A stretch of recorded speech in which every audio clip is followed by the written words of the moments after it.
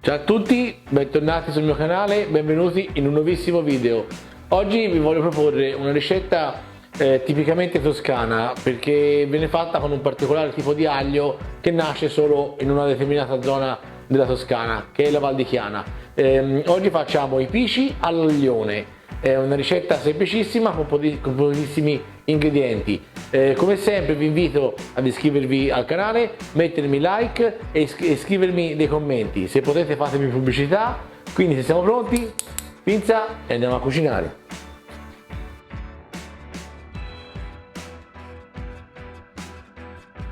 Eccoci allora alla preparazione dell'aglione. Dunque l'aglione è questo aglio qua, come vedete è decisamente più grande dell'aglio normale. Ora lo apro e vi faccio vedere meglio.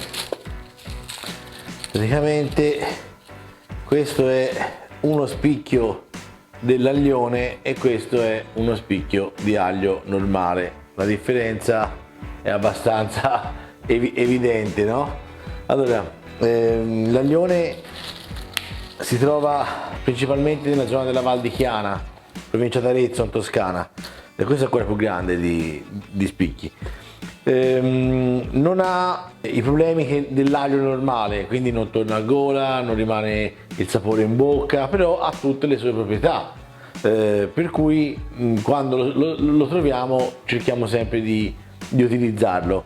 La preparazione è veramente molto veloce, serve appunto l'aglione, i pisci, che sono questa pasta qui, praticamente come dei bucatini non bucati, freschi, senza uovo, pasta non all'uovo, olio, peperoncino, sale, pomodori pelati che ho già strizzato con le mani come abbiamo visto in precedenza. Inizio con la pulitura degli spicchi dell'aglio. Vedete come viene? Questo è un aglione, questo è lo spicchio d'aglio normale. Ok, faccio gli altri, ci vediamo tra un minuto. Ok, dunque ho pulito gli spicchi dell'aglione. Non servirebbe, ma io comunque ci levo l'anima, ok, il germe, questo, anche se come dicevo prima non servirebbe. Li facciamo a pezzettini e li mettiamo nel bicchiere del mixer. C'ha anche un profumo particolare, diverso dall'aglio normale, è molto più delicato. E io ho visto online, si trovano anche su Amazon, si trova proprio i capi d'aglio interi, li spediscano.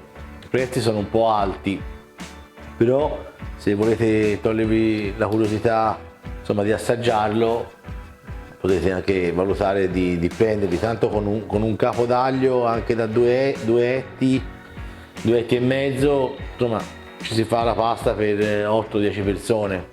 Questo era un etto e mezzo, 4 spicchi grandi, si fa tranquillamente per 4-6 persone la salsa.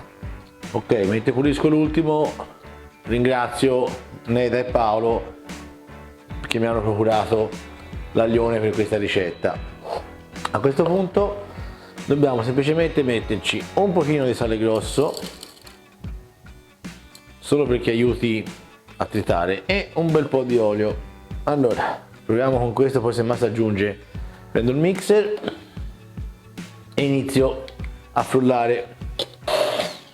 Ok, bastano veramente pochi minuti. Adesso vi faccio vedere come viene il risultato. Deve venire una cremina così morbida, ok, così, in questo modo, tipo una maionesina. Mi sposto sui fornelli e facciamo la preparazione. A dopo. Eccoci ai fornelli. Allora ho messo in una padella la crema d'aglione, ok, l'accendo sotto il gas. Deve essere molto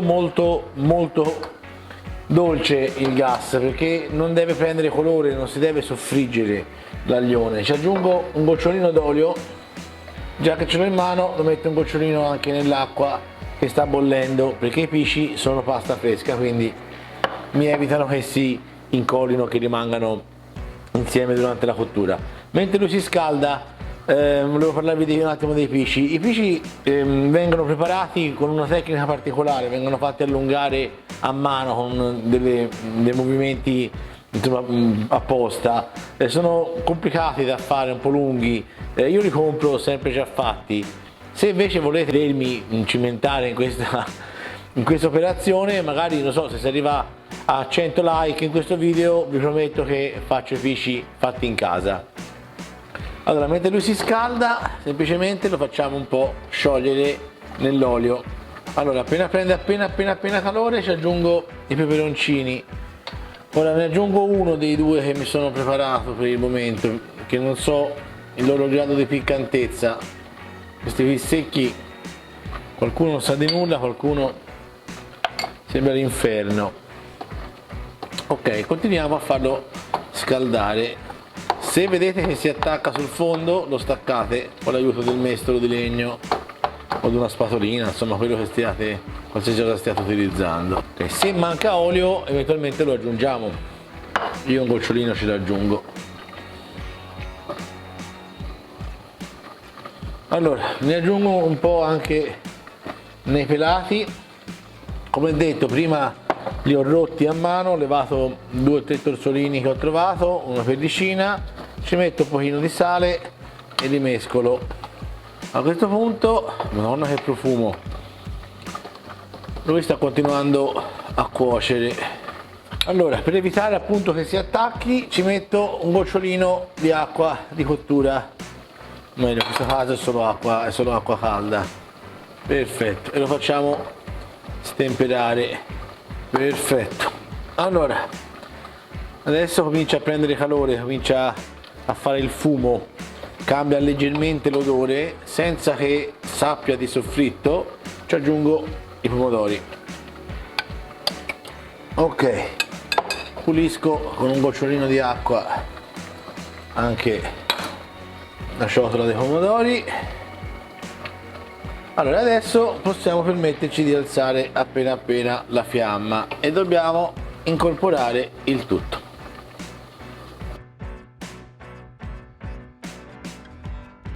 Eccoci, allora la salsa ha cotto una decina di minuti a fuoco veramente bassissimo, non deve mai prendere troppo il calore. Butto i pisci che necessitano di 5 minuti di cottura, dopodiché semplicemente li scoliamo e li saltiamo un attimo in padella. Ok, i pisci stanno cuocendo, 5 minuti e ci rivediamo. Ok, allora i pisci sono cotti, li spengo e li scolo. Lui sta bollendo troppo, l'abbasso. Allora, aiuto, ecco fatto. Ci sono dei fuggitivi. Allora, adesso si alza un attimo e cerchiamo di fargli prendere un po' la salsa. Facciamo tirare un attimo la salsa insieme ai pisci. Salsa è tantissima, ci si poteva mettere almeno un altro mezzo chilo di pasta qui, però c'è sempre il pane. Ok, io dico così ci siamo.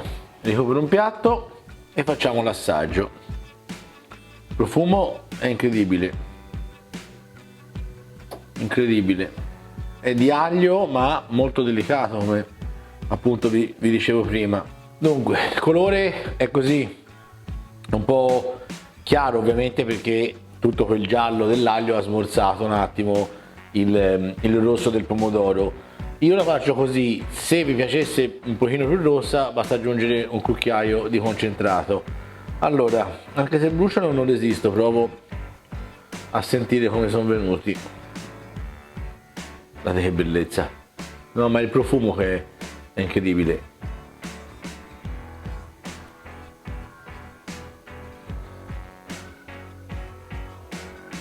No, vabbè. Sembra impossibile che con tutto quell'aglio venga fuori una cosa così delicata. È buonissimo, provateli, fatemi sapere poi dopo se avete avuto difficoltà a trovare l'aglione. Ora magari recupero quello che avevo trovato su Amazon, vi metto il link se volete comprare quello. Se lo trovate invece insomma dall'ortolano così ancora meglio, perché sicuramente sarà migliore e a prezzi inferiori. Alla prossima.